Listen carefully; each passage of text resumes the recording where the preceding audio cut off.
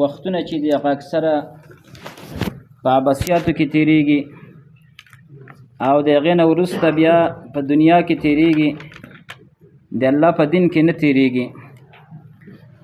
نو په 24 ساعتونو کې باید زموږ او ستاسو یو 4 ساعته اقلا د الله دین ته ورکړی شي.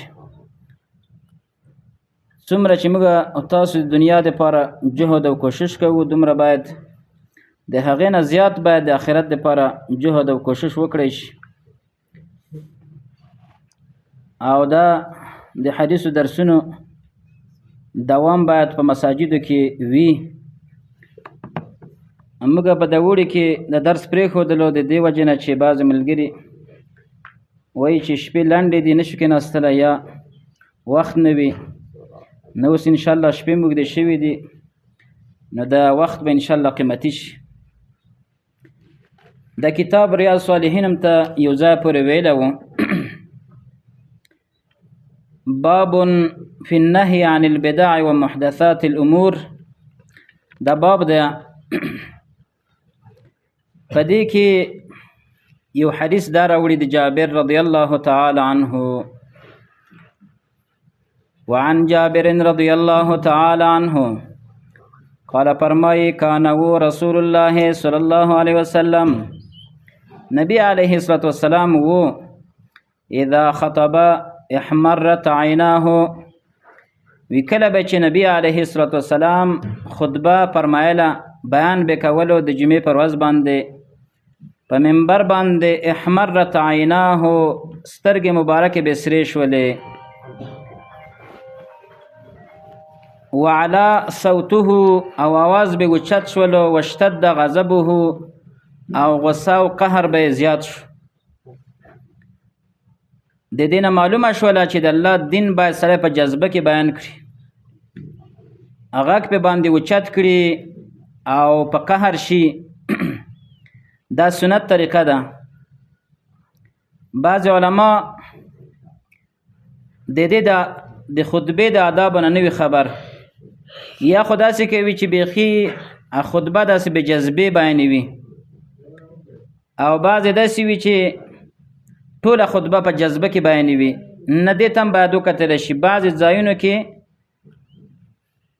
د جذبې نه کار اخیستل پکار وي، بعض ځایونو کې چې د ترغیب او د تشویق د دغسې ځایونه وي، نو په هغې کې بیا نرمه خبر کول پکار وي. نو نبی علیه الصلاة والسلام سنت دا و چې غږ به اوچت شولو، سترګې به سرې شولې د جوش د وجې نه، دارنګه په قهر به شولو، حتی تر دې پورې کأنه منذر جیش، گویا چې نبی علیه الصلاة والسلام خبر ورکوي د یو جیش په باره کې. لکه کله چې یو انسان د عربو عادت دا و چې یو جیش یقیني و چې هغه راشي په دې قوم باندې حمله وکړي، نو یو کس به په هغې کې آواز وکړو چې دا د جیش او لښکر راغی، دشمن راغی، هلاکي ویم. نو نبی علیه الصلاة والسلام به چې کله خطبه بیانوله، نو دغسې به و چې گویا چې د یو جیش په باره کې خبر ورکوي. نبی علیه السلام به د آخرت په باره کې د خبر ورکولو چې ګوره صبحکم و مساکم، دا د سبا په تاسو باندې مرګ راغی، قیامت راغی، په مازدیګر کې په تاسو باندې قیامت او مرګ راغی. لکه څنګه چې انسان وایي چې دا د دشمن سحر کې راځي، دشمن بېګا کې حمله کوي، نو نبی علیه الصلاة والسلام به دغسې د قیامت او د مرګ په باره کې دا خبره کوله.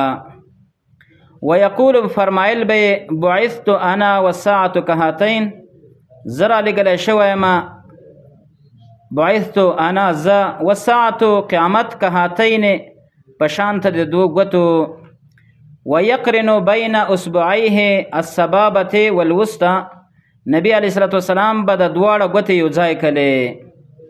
سبابه ګوته، سبابه موږ تاسو مسواکۍ ګوته ورته وایو، او وسطه نه مراد ده منځنۍ ګوته ده.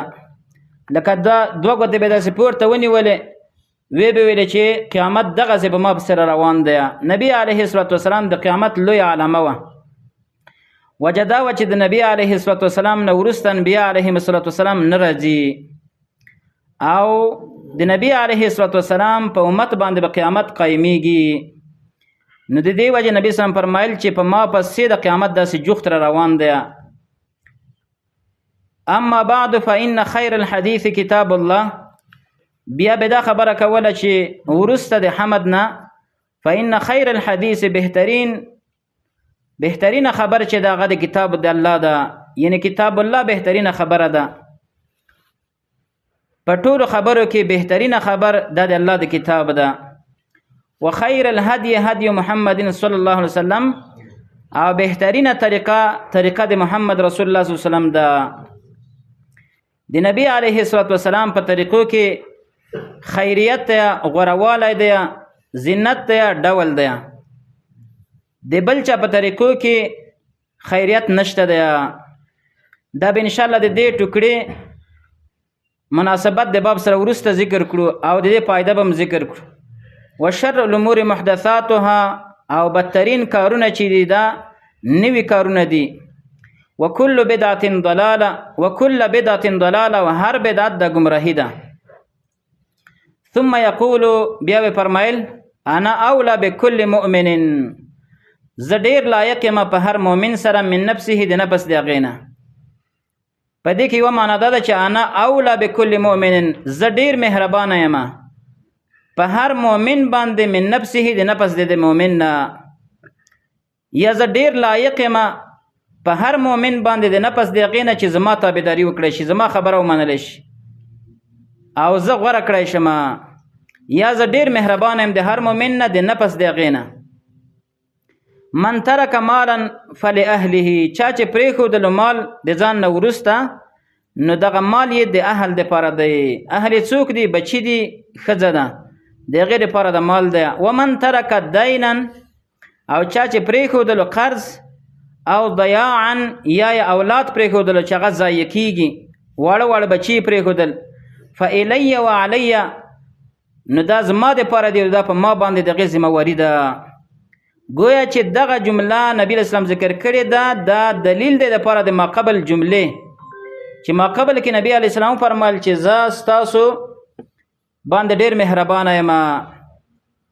تاسو وګورئ دغه خلک رسول وسلم ته څه پیسې مال دولت نه ورکوي، لیکن نبی علیه السلام به چې داسې یو انسان مونده کړلو چې په هغې باندې به قرض و، نو نبی علیه السلام به د هغې قرض خلاصولو. دارنګه که یو انسان بچی پاتې شي، واړه بچي وي، څوک سرپرست نه وي، نو د دې سرپرستی په ما باندې ده، زه به سرپرستی کوم. نو ګوره د نفس د مؤمن نه نبی علیه السلام په دې مؤمن باندې ډېر مهربانه دی.